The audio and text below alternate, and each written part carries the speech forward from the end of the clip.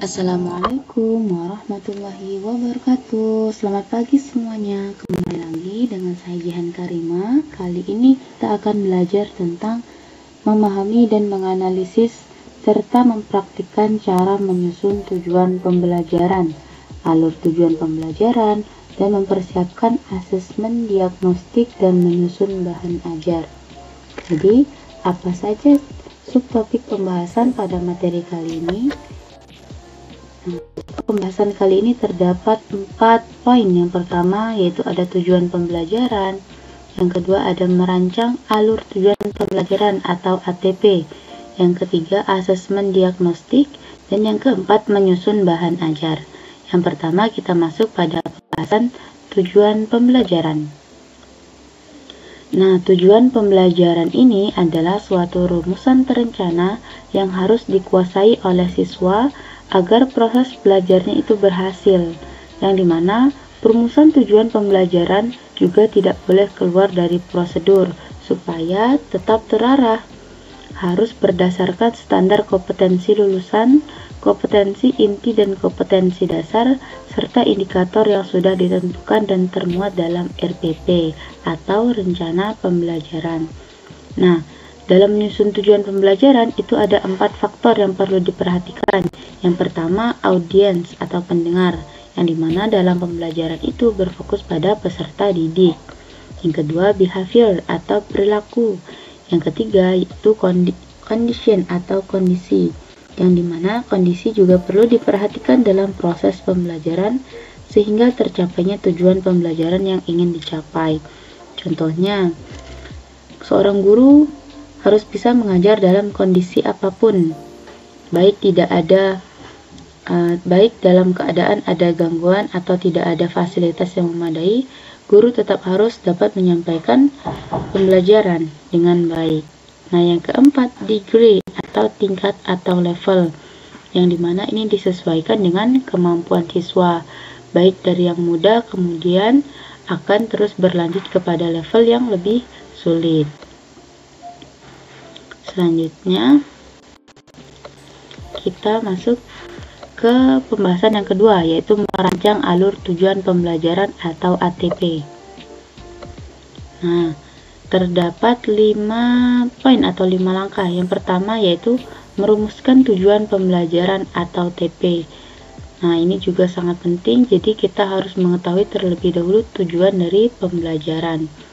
Yang kedua, menyusun alur tujuan secara sistematis.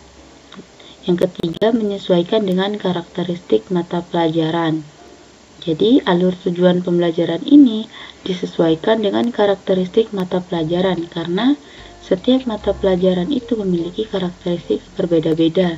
Contohnya seperti di dalam pelajaran matematika itu berbeda dengan tujuan pembelajaran bahasa Indonesia. Yang keempat, kolaborasi antar guru, yang dimana nantinya akan saling memberikan ide atau masukan antar guru. Yang kelima, fleksibel dan adaptif, yang artinya mampu menyesuaikan bagaimana kondisi, bagaimana kemampuan, dan bagaimana tingkat pemahaman dari siswa tersebut. Yang ketiga, yaitu pembahasan asesmen diagnostik. Nah, apa itu asesmen diagnostik? Asesmen diagnostik adalah bentuk evaluasi yang dilakukan sebelum pengajaran dimulai untuk mengidentifikasi kekurangan dan kekuatan siswa dalam suatu topik atau mata pelajaran. Jadi asesmen diagnostik ini bisa dilakukan sebelum pembelajaran dimulai. Nah, hasil dari asesmen diagnostik ini itu nantinya akan memberikan informasi penting bagi guru dalam menyusun rencana pelajaran yang dapat membantu setiap siswa untuk lebih berkembang, terutama bagi siswa yang mengalami kesulitan pada materi yang akan diajarkan. Jadi, diagnostik ini penting untuk dilakukan di awal pembelajaran supaya mengetahui sejauh mana tingkat pemahaman dari siswa yang ada di kelas. Nah, yang terakhir yaitu pembahasan menyusun bahan ajar. Bagaimana cara membuat bahan ajar? Nah, terdapat 3 langkah. Yang pertama yaitu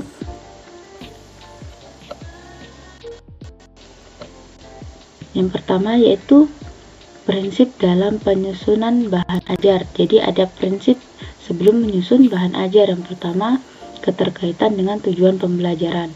Jadi bahan ajar ini harus relevan atau sesuai dengan tujuan pembelajaran yang ingin dicapai. Yang kedua, kesesuaian dengan tingkat kemampuan siswa. Jadi bahan ajar yang nantinya akan diterapkan kepada anak-anak atau siswa itu harus disesuaikan dengan tingkat kemampuan siswa. Contohnya, bahan ajar untuk anak sekolah menengah atau SMP diterapkan kepada anak SD atau sekolah dasar, maka itu tidak sesuai dengan tingkat kemampuan siswa. Jadi harus disesuaikan dengan tingkat kemampuan siswa supaya dapat tercapai tujuan pembelajaran yang ingin dicapai. Yang ketiga yaitu variasi metode.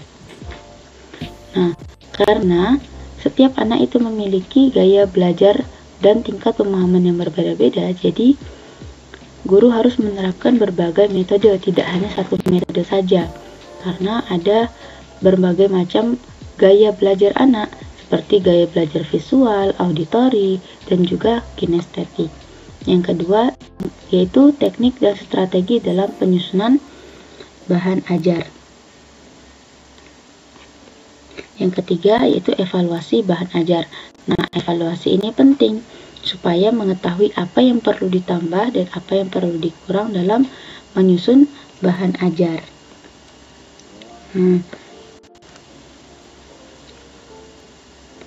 Jadi dari beberapa pembahasan di atas dapat diketahui bahwa menyusun bahan ajar yang efektif memerlukan pemahaman yang baik tentang kebutuhan siswa dan juga tujuan pembelajaran. Nah, bahan ajar yang baik tidak hanya berisi informasi, tetapi juga disusun dengan metode dan pendekatan yang membantu siswa untuk memproses informasi tersebut secara mendalam. Jadi nantinya dari bahan ajar yang diterapkan ini dapat diterapkan atau diimplementasikan oleh siswa dalam kehidupannya sehari-hari.